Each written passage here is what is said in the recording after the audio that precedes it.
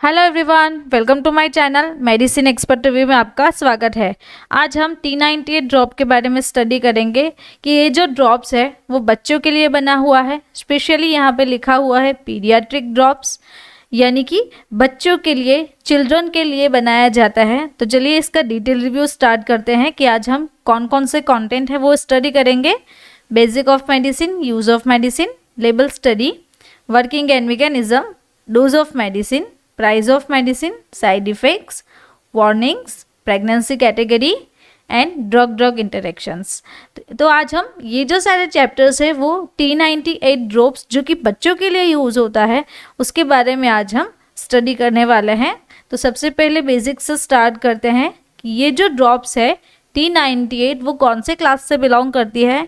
ये जो ड्रॉप्स है वो एक एनाल्जेसिक यानी कि पेन किलर है एंड एंटीपायरेटिक। एंटीपायरेटिक का मतलब क्या होता है, जब भी हमारी बॉडी में फीवर आता है तो वो फीवर को रिड्यूस करता है, तो फीवर रिड्यूसिंग एजेंट है एंटीपायरेटिक। ब्रांड नेम है उसका T98 ड्रॉप्स। देन जो सॉल्ट कंपोजिशन है वो पैरासीटामोल है। अब कंपनी के बारे में जाने तो कौन सी कंपनी इसको मैन्युफैक्चर करती है।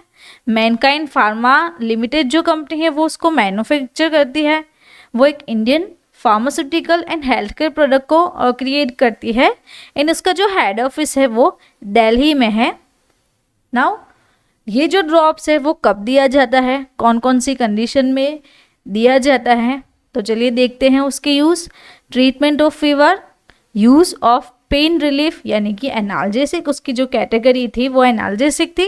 तो एनाल्जेसिक में क्या होता है कि जब भी हमारी बॉडी में पेन होता है, हम सबको मालूम है कि हमें फीवर होता है तो हमें वीकनेस रहती है। अगर वीकनेस रहती है तो बॉडी में थोड़ा पेन रहता है, तो उसके कारण एनाल्जेसिक दी जाती है।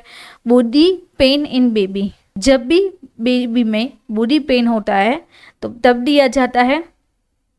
पेन और fever after vaccination in baby like 1 to 11 month. ये जो ड्रॉप्स है वो 1 मंथ से लेके 11 मंथ तक का ही डोज है, यानी कि 1 मंथ से लेके जब भी बेबी 11 मंथ का हो तब ही प्रिस्क्राइब किया जाता है। उसके बाद ये जो ड्रॉप्स है वो प्रिस्क्राइब नहीं किया जाता। तो 1 से लेके 11 मंथ का बेबी जब भी होता है तब T90 जो ड्रॉप्स है वो हम उसे दे सकते हैं। नाउ लेबल स्टडी पे आते हैं। लेबल स्टडी को देखें तो यहाँ पे उसका ब्रांड नेम दिया हुआ है T98। पीडियाट्रिक ड्रॉप्स है जो कि स्पेशली बच्चों के लिए है। 15 ml का ड्रॉप्स है। यहाँ पे उसका कंपोजिशन है पैरासीटामोल, पीडियाट्रिक ओरल सस्पेंशन है IP के अकॉर्डिंग। देन मैनकाइंड फार्मा का लोगो दिया हुआ है। बोतल का जो पैक है वो 15 ml का है।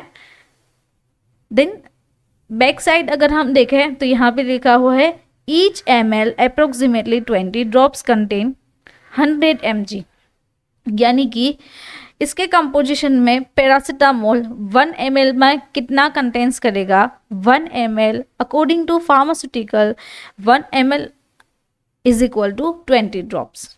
अगर फार्मेसी की लैंग्वेज में हम समझे कि 1 ml के अकॉर्डिंग 20 ड्रॉप्स अप्रोक्सीमेटली होता है, उस 20 ड्रॉप्स में पैरासीटामोल कितना कंटेंस करेगा, 100 mg। तो उसकी लेबल स्टडी हो गई। यहाँ पे बैक साइड लिखा हुआ है should not be given continuously for more than 3 days without consulting a doctor. जब भी आप होम मेडिकेशन दे रहे हैं बच्चे को तो आपको ये जो मेडिसिन है वो 3 दिन से ज़्यादातर मात्रा में नहीं देनी है।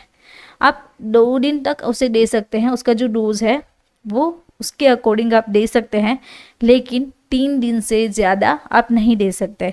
इन बोतल को यूज़ करने से पहले स्पेशली यहाँ पे लिखा हुआ है सेक वेल बिफोर यूज़, बिकॉज ये जो ड्रॉप्स है वो सस्पेंशन के फॉर्म में होगा।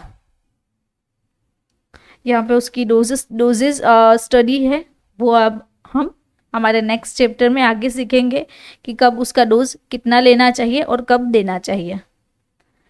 नाउ वर्किंग पे आते हैं। अब समझते हैं उसका वर्निंग कि ये जो ड्रॉप है वो हमारी बॉडी में कैसे इफेक्ट देता है, एंटीपायरेटिक एंड एनाल्जेसिक की तो पैरासीटामोल हमारी बॉडी में ऐसे केमिकल को ब्लॉक करके अपना काम करती है जो पेन एंड फीवर के लिए रिस्पॉन्सिबल है। जो भी हमारी बॉडी में रिसेप्टर्स है उस रिसेप्टर पे पैरासीटामोल जो है वो जाके बाइंड होके वो उसे उसका जो इफेक्ट है वो उसे रिड्यूस करता है। नाउ डोज, चलिए समझते हैं कि डोज कब और कैसे देना चाहिए। मिनिमम डोज है पैरासीटामोल का 20 to 30 mg पर kg पर डे, यानी कि mg पर kg, यानी कि जो चिल्ड्रन है उसका वेट kg के अकॉर्डिंग कैलकुलेट होगा। एंड उसका जो मैक्सिमम डोज है वो है 60 mg पर kg पर डे। मिनिमम कितना देना है 20 to 30 एंड मैक्सिमम कितना देना है 60 mg। अब समझते हैं कि 1 ml is equal to 20 drops. यहाँ पे लिखा हुआ है ईच ml में कितना ड्रॉप्स आएगा 20। Then 1 ml is equal to 100 mg, यानी कि ईच ml है तो ईच ml में यहाँ पे लिखा हुआ है contents 100 mg। 20 drops is equal to 100 mg। तो हमने समझा कि 1 ml is equal to 20 drops होता है। अब ये जो 20 ड्रॉप्स है उसमें कितना कंटेंट्स होगा 100 mg। Now 1 drop is equal to 5 mg। अब हमने सीखा कि ये जो ड्रॉप्स है 20 ड्रॉप इज इक्वल टू 100 हो गया। नाउ हम 100 डिवाइड बाय 20 करें तो कितना होगा 5। तो ये जो कैलकुलेशन है वो बच्चों को mg पर kg पर डे के अकॉर्डिंग दिया जाता है। चलिए अब समझते हैं कि if child weight is 3 kg, अब बच्चे का जो वेट है वो कितना है 3 kg का है, तो उसके अकॉर्डिंग उसका जो मिनिमम डोज है वो कितना रहेगा 20। जो हमने देखा कि प्रीवियस जो डोज था वो 20 to 30 का था, यानी कि 20 into अगर हम 3 करें तो कितना हो गया 60। तो यहाँ पे लिखा हुआ है मिनिमम डोज इज 60। अब हम बच्चे का वेट ज़्यादा है तो उसके अकॉर्डिंग उसे 90 डोज मिलेगा, यानी कि 12 to 18 ड्रॉप्स पर डे हम बच्चे को दे सकते हैं।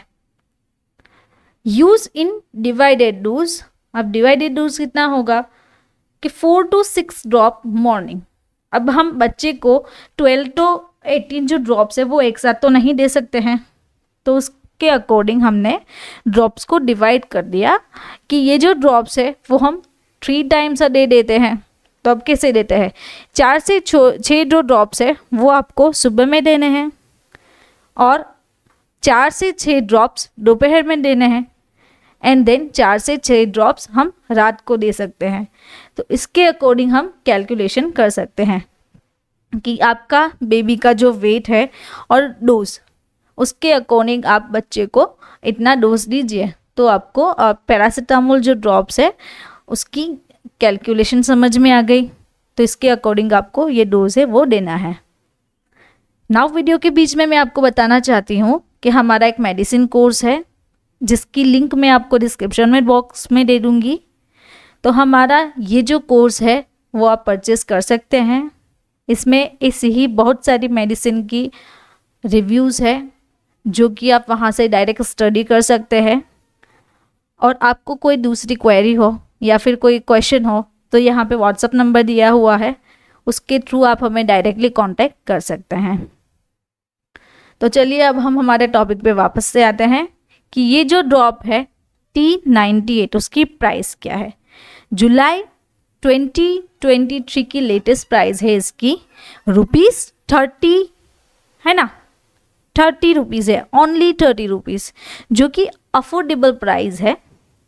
नाउ साइड इफ़ेक्ट्स कौन कौन सी रहेगी।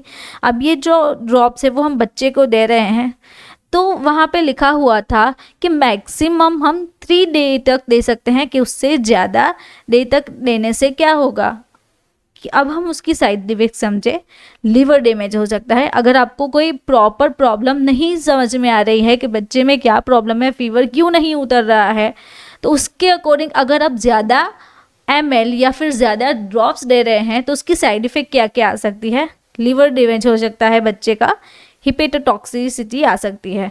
अब लिवर डैमेज होगा तो यहाँ पे हेल्दी लिवर है, फैटी लिवर है, फाइब्रोसिस है एंड सिरोसिस है। तो ये जो सारे डिजीजेस है वो हो सकते हैं। देन एलर्जिक रिएक्शन हो सकती है बच्चे में, स्किन पे रैसेस आ सकते हैं, स्वेलिंग ऑन स्किन, जब रेसिस होंगे तो रेसिस के कारण रेडनेस आएगी, स्वेलिंग हो जाएगी स्किन पे, सूजन आ जाएगी, स्टमक पेन रहता है, नोजिया है एंड वॉमिटिंग। तो ये जो सारी साइड इफ़ेक्ट्स है वो पैरासीटामोल ड्रॉप्स देने से हो सकती है। ना वार्निंग को समझे कि कौन कौन सी वार्निंग है जो कि हमें ध्यान में रखनी चाहिए वाइल यूजिंग पैरासीटामोल, यानी कि T98 ड्रॉप्स देने से पहले हमें ये जो वार्निंग्स है वो ध्यान में रखनी चाहिए। अगर बच्चे को हाइपर सेंसिटिविटी है पैरासीटामोल से, ये जो सॉल्ट कंपोजिशन है उसका पैरासीटामोल, अगर बच्चे को उससे कोई प्रॉब्लम हो रही है तो हमें ये जो ड्रॉप्स है वो अवॉइड करना चाहिए, जो कि नहीं देना चाहिए बच्चे को।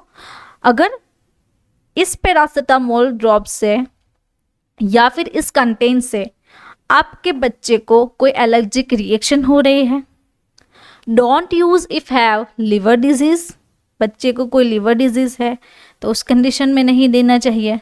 Don't use if baby have kidney disease, अगर बेबी को किडनी डिजीज़ है तो उस कंडीशन में भी नहीं देना है। देन आगे समझे तो immediately contact doctor if a pharmacist baby start to feel any side effects of paracetamol drops. अगर आपको ऐसा लग रहा है कि पैरासीटामोल ड्रॉप से देने से बच्चे को ये जो सारी साइड इफ़ेक्ट्स थी वो आपको दिखने लगती है, या फिर कोई रैसेस हो रहा है, स्टमक पेन हो रहा है, तो आपको इमीडिएटली पीडियाट्रिक जो डॉक्टर है या फिर कोई फार्मासिस्ट है उससे आपसे कंसल्ट करवाना चाहिए। And make safe use of medicine, and जब भी आप उसका यूज़ कर रहे हैं तो सेफली यूज़ कीजिए, यानी कि मैक्सिमम 2 to 3 डेज तक दीजिए, उससे ज़्यादा नहीं दीजिए। अगर आपको लग रहा है तो प्रॉपर पीडियाट्रिक को कंसल्ट करवाएं। अब हम उसकी प्रेगनेंसी कैटेगरी को समझे तो ये जो पैरासीटामोल ड्रॉप्स है उसका जो कंपोजिशन है पैरासीटामोल वो प्रेगनेंसी में लेना चाहिए कि नहीं लेना चाहिए। कि प्रेगनेंसी में ये जो पैरासीटामोल ड्रग है यानी कि FDA अप्रूव्ड मेडिसिन है, ये उसकी जो प्रेगनेंसी कैटेगरी है वो B है, यानी कि safe to use during pregnancy and lactation.